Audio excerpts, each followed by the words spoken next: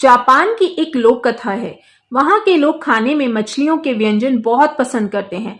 मछलियों के व्यापारी समुद्र से मछलियां पकड़कर लाते और शहर के बाजार में बेचते थे। ग्राहक ताजी मछलियां खरीदना पसंद करते थे, लेकिन समुद्र से शहर तक आने में काफी समय लग जाता था। इस वजह से मछलियों की ताजगी खत्म हो जाती थी। इस वजह से व्यापारियों को काफी नुकसान हो रहा था। कुछ व्यापारियों ने मछली के लिए एक बहुत बड़ा फ्रीजर खरीदा। फ्रीजर में रखकर मछलियां बेचना शुरू किया, लेकिन जापानी लोग मछलियों को सूंघ कर समझ जाते थे कि मछलियां ताजी हैं या नहीं। फ्रीजर वाला आइडिया भी ज्यादा दिन तक काम नहीं कर सका। इसके बाद व्यापारियों ने एक बहुत बड़ा टैंक बनवाया और उसमें जिंदा मछलियां पकड़कर शहर तक ले आते और फिर उन्हें बेचते थे। लेकिन टैंक में पकड़ी गई मछलियां कुछ देर बाद ही स्थिर हो जाती थी।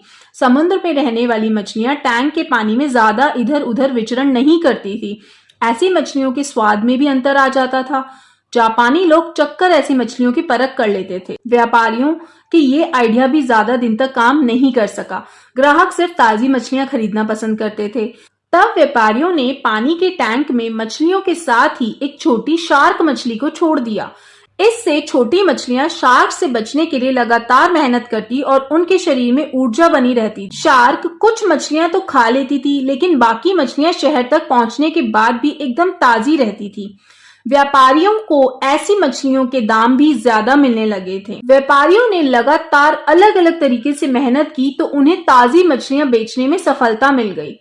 इसी तरह अगर कोई एक समस्या किसी एक तरीके से हल नहीं हो रही है तो हमें दूसरे तरीके से परेशानियों का हल करने की कोशिश करनी चाहिए। दूसरा तरीका असफल हो जाए तो तीसरा तरीका अपनाना चाहिए। इसी तरह हम बड़ी बड़ी समस्याओं को भी हल कर सकते हैं। असफल होने पर रुकना नहीं चाहिए, एक बार फिर से तरीका बदलकर प्रयास करना चाहिए।